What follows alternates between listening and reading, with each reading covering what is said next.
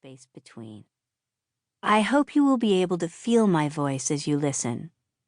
I hope you might be able to feel my heart as you listen.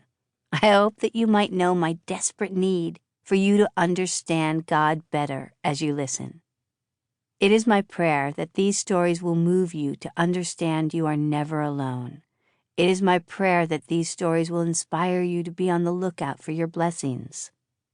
It is my prayer that you will gain insight into how to recognize His message created just for you and with you.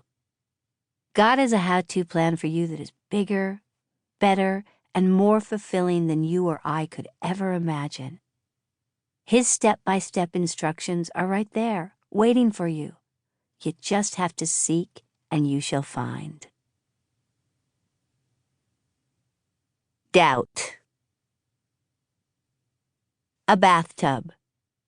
And your ears shall hear a word behind you saying, "This is the way, walk in it," when you turn to the right or when you turn to the left.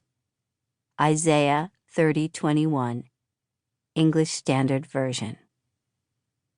I had given myself a tight deadline to come up with the title and subtitle for this book. For some reason, I really believed a title would shape the direction, the substance, the way I would hug the narrative as I wrote. I felt if I could nail the title, I would know how to proceed, or even if to proceed, with the lofty goal of trying to highlight my life's powerful moments with God by writing simple essays and turning them into a book. I prayed, I cried, I thought I had it. I did not. I would write words on a big whiteboard, hoping to find a combo that would stick. I would stop mid-conversation, turn to my husband, and blurt out a title. I went to bed thinking about it. I woke up daydreaming about it. How could these collections of mismatched stories have a through line, a theme that would be universal enough to fit under one title, or for that matter, universal enough to mean anything to anyone else other than me? I was certain the key was in that title. Yet what was it? I looked to other authors I'd never heard of, but some who my God-loving mom knew all about. Along the way, I stumbled upon and introduced myself to many fantastic messengers. I read, hoping just one of them might give me a clue. Lauren Winner's Girl Meets God, Rob Bell's The Holy Shift Tour. Wow, those are good titles. How about God Talks to Girl? Nope, too close. All right. God is everywhere, even in the drive-thru. Nope, a bit too cheeky. It was Sunday night. I was feeling defeated. Frankly, I was feeling even a bit silly. Who was I to think I could write a book about faith? So I did what I do on many a Sunday night. I drew a bath for my younger daughter Meredith and myself. We crawled in and began talking, laughing, soaking. At one point, as we cuddled together, feeling soothed by the wet, warm water, out of the blue, Meredith sang in my ear, "And you can find me in the space between." I shouted out to my husband, "William?"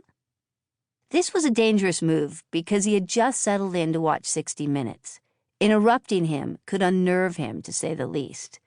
But he dutifully came to the edge of the bathtub. "The space between?" I sheepishly asked. Meredith said, "That's what I just said."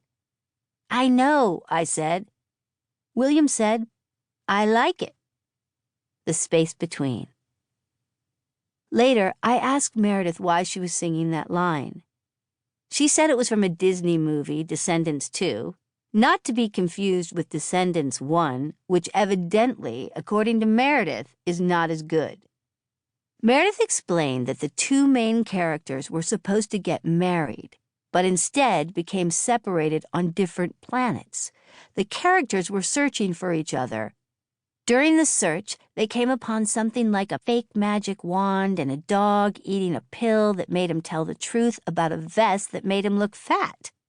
Then the song "Space Between" began to play. Of course it did.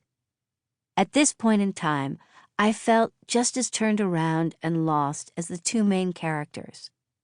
I, too, was lost on a new planet that may as well have been full of vest-wearing dogs.